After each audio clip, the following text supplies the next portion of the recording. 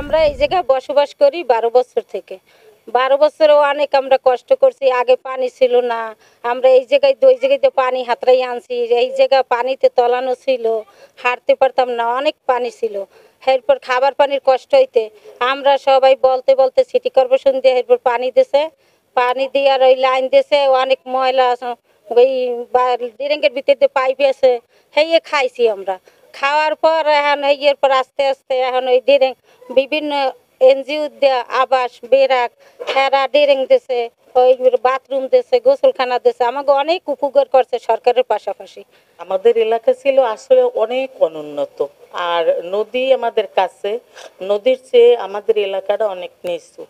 তো আমাদের এখানে একটা বেড়িবাঁধ আছে, বেড়িবাঁধ থাকলেও আমাদের এলাকা বেড়িবাঁধের চেয়েও অনেক নিচু, যার কারণে আমাদের এলাকায় পানি জন্মে। আবাস, খ্রিস্টানেট, সিবিএফ, বেরাক এই সংস্থাগুলো আমাদের এখানে একাত্র হইয়া কাজ করতে আসে।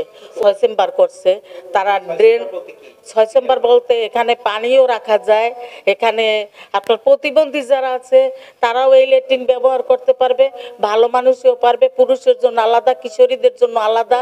আমরা বঙ্গবন্ধু কলোনিতে আমাদের প্রজেক্টের মাধ্যমে যে অবকাঠামোগুলো বাস্তবায়ন করেছি, তা আমরা গত 50 বছরের বন্যাকে মাথায় রেখে এবং আগামী 50 বছরে যে বন্যায় যাতে ক্ষতিগ্রস্ত না হয় সেটা আমরা বিবেচনা করে আমরা জলবায়ু সহনশীল করে আমরা বাস্তবায়ন করেছি।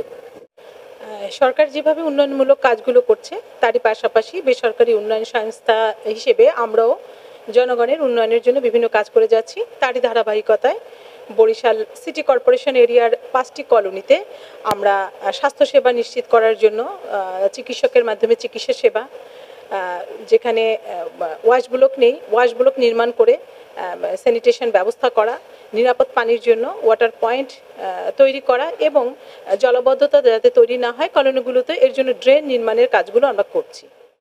বঙ্গবন্ধু কলোনি বরিশালের একটা সবচেয়ে বড় একটা কলোনি, যেই কলোনিতে কলোনি এবং তার আশেপাশের আরও 4টা কলোনি নিয়ে 15,000 মানুষের সাথে আমরা স্বাস্থ্যসেবা, তারপরে হচ্ছে লাইভলিহুডের দেওয়া, তাদের প্রশিক্ষণ করানো, তাদের ইসের জন্য ব্যবসা করার জন্য 10,000 করে টাকা দেওয়া, এবং এখানে যে সুপেয় পানির ব্যবস্থা ছিল না সেই সুপেয় পানির ব্যবস্থা করা, স্যানিটেশনের ব্যবস্থা করা, এই ধরে যত ধরনের তাৎক্ষণিক এবং ড্রেন করা, যার মাধ্যমে যে পানি যাতে কলোনিতে উঠলে সেগুলো যাতে বের হয়ে যায়, এই ব্যবস্থাগুলো আসলে আমরা লোকাল এনজিও আভাস এবং খ্রিস্টানেট এটা বাস্তবায়ন করেছি।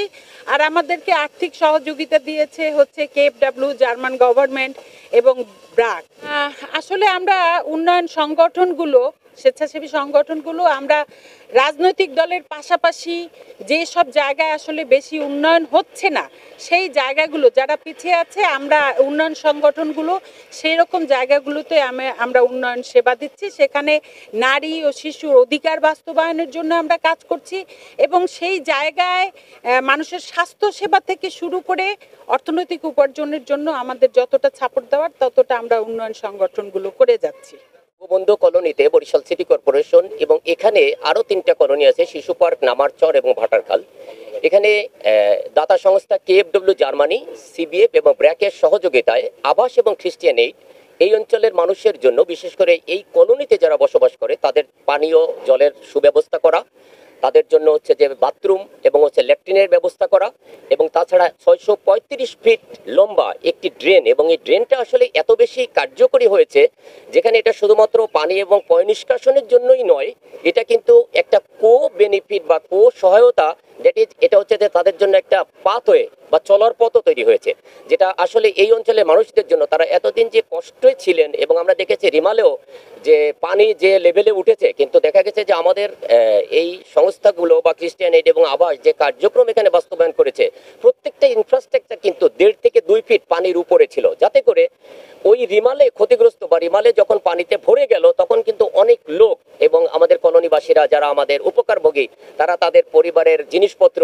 এবং তারা হচ্ছে যে নিজেরাও ওই সেই ড্রেন এমনকি ল্যাট্রিনের যে উঁচু জায়গাটা সেখানে তারা অবস্থান করেছে। সুতরাং আমি বিশ্বাস করি যেটা এই এলাকার মানুষের সহযোগিতায় যে কাজটা করা সম্ভব হয়েছে সেটাই মানুষদের জন্য আসলে উপকারে লাগবে। আমি আবাসকে অনেক ধন্যবাদ জানাই। থ্যাংক